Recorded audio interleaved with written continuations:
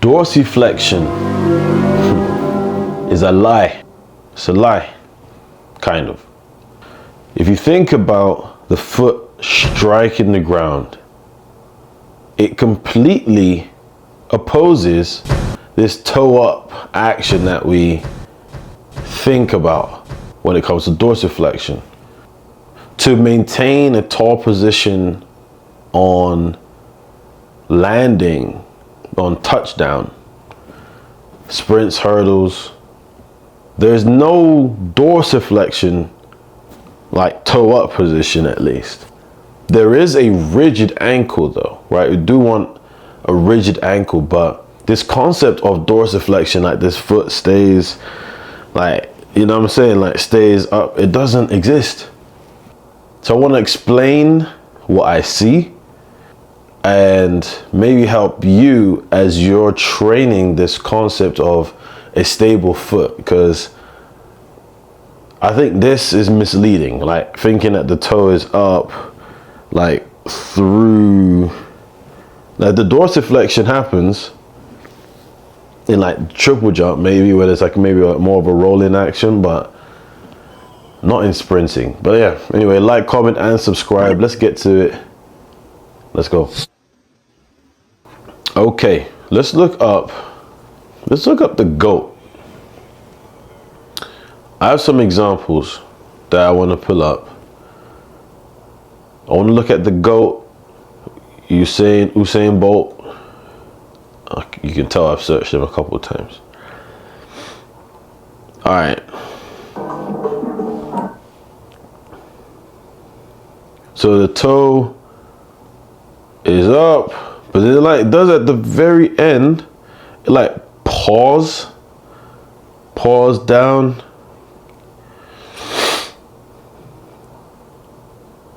Stable, stable, stable.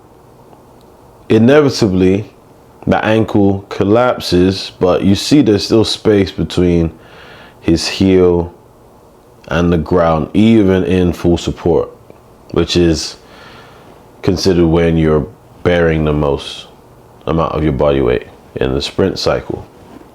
So this is the GOAT in slow motion, yeah? Let's look up a Safa Powell. It's a bit grainy, but all right.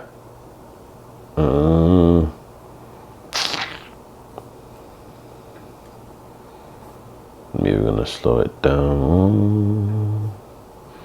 Slow it down more.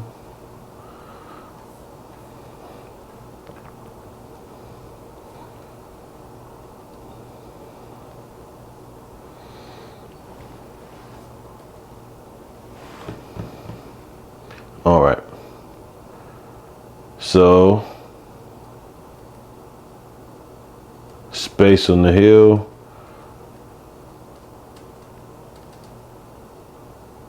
Okay, the toe is up.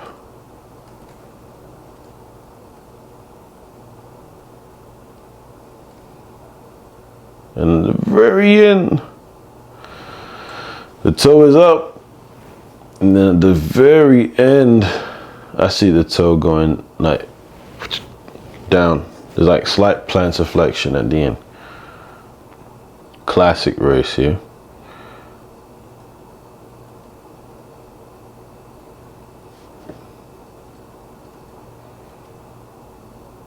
This boy was on fire.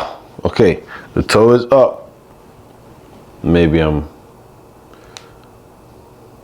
nerfing my own argument here. Toe is up. Am I tripping? But as it comes toward the ground, the toe goes down. Now it might be up at one point and then it at the end. Is the ankle dorsiflexed or is it rigid? It's certainly not going to live in plantar flexion, right? Because we still need to put stretch on the Achilles and the calf, which is where the dorsiflexion comes from, right? We're preparing it for the eccentric piece as it comes toward the ground, can it be quick to load and release energy? So we do need a stable ankle. Now my argument is, as the foot comes toward the ground,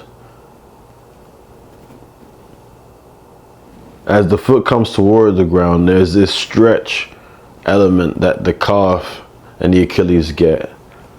Anyway, so is it fair just to say that to keep the ankle nice and high, there has to be plantar flexion? Or is dorsiflexion where we live until the very end of the sprint cycle? I'm not sure. Or maybe I am sure. Let's look at women. Let's look at Shelly Ann. She's loving my demeanor.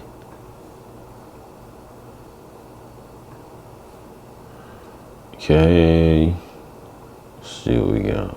Spikes are classics too.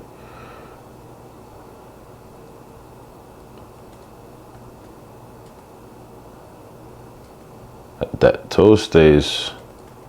See? Yeah. Yeah. It's like that pawing. That pawing action is necessary. Daphne. Where is Daphne these days? Shout out to Daphne Skippers, man.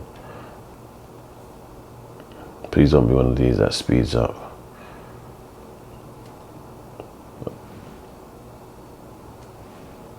You see what I'm seeing? You see what I'm seeing here?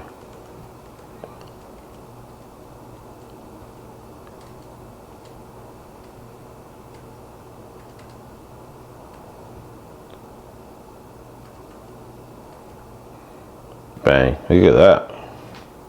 Even out in front of her a little bit. But that toe is down, that heel is up. And now it's just a competition of how well can she maintain position and maintain her posture with that ankle.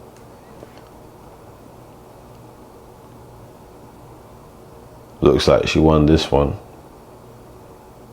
So I would say she did it pretty well. Okay. Sure, Elaine. I did a video on her. I already know the answer to this one. I did a video on her. Maybe last year or the year before. And I wish you could see an angle from the side.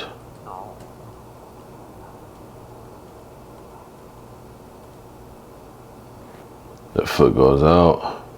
Foot goes out. Anyway. I say all that to say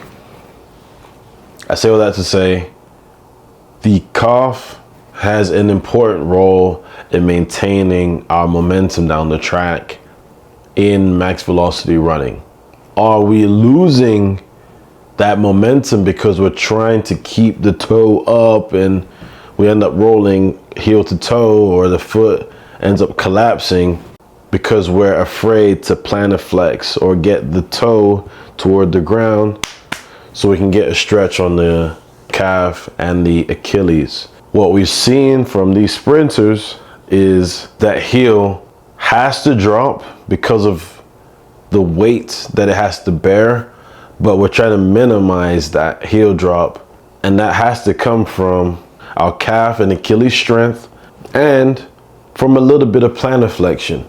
So dorsiflexion, I like to maybe rewire. Dorsiflexion doesn't need to be here.